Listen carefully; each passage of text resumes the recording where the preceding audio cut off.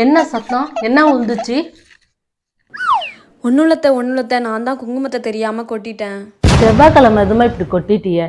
ஏதோ அபசகுணம் மாதிரி எனக்கு தெரியுது. நான் கோயிலுக்கு போயிட்டு வரேன். என்ன ஆகப்போகுதுன்னு தெரியல. பெரிய தப்பு எதுவும் பண்ணிட்டோமா? ஆஹா, இங்க வாயேன். இந்த பழத்தை புரிஞ்சுக்கிடு. வயிற்றுல உள்ள பூச்செல்லாம் காணா போயிடுமா.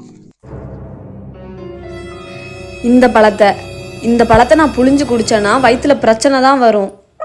நான் வாங்கிட்டு வந்தப்ப நல்ல பழமா தான் இருந்துச்சு. இங்க வீட்டுக்கு வந்தாலும் இப்படி ஆயிடுச்சு. ஏதோ அபசகுணம் மாதிரி தெரியுது. இரு, நான் கோயிலுக்கு போயிட்டு வரேன்.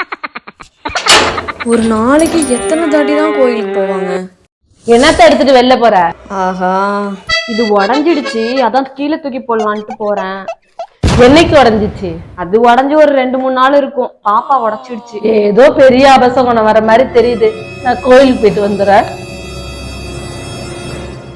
இந்த அலப்பறை தாங்க முடியலையே. டேட்டு தள்ளுச்சுன்னு சொல்லி சந்தோஷப்பட்டோம்ல, அதான். என்ன கன்ஃபார்மா? இல்ல, இதுக்கெல்லாம் கவலைப்படாதம்மா. நீனா உச்சி 1 மணி நேரத்துல பாத்துருக்க, அதனால இப்படி ஆயிடுச்சு. நாளைக்கு பிரம்ம முகூர்த்தத்துல பாரு, எல்லாமே நல்லா இருக்கும். குணசேகரா, இவங்களுக்கு மத்தியில என்னை படைச்சு விட்டுட்டு நீ பாட்டுக்கு போய் சேர்ந்துட்டியா? யாருமா? உங்க அம்மா வீட்டு குலசாமியா? என்னைய பெத்த அப்பன். அவரு பேரு குணசேகரன்ல, நீ குணசேகராங்கிற. ரெண்டு வராதா? ஐயோ, இவங்க என்ன இப்படி இருக்காங்க? பாவம், அவளே கன்ஃபியூஸ் ஆயிட்டாப்ல இருக்கு. நான் கோயிலுக்கு போயிட்டு வரேன். இவங்க நிஜமாவே இன்னசென்ட்டா இல்ல இன்னசென்ட் மாதிரியே நடிக்கிறாங்களா?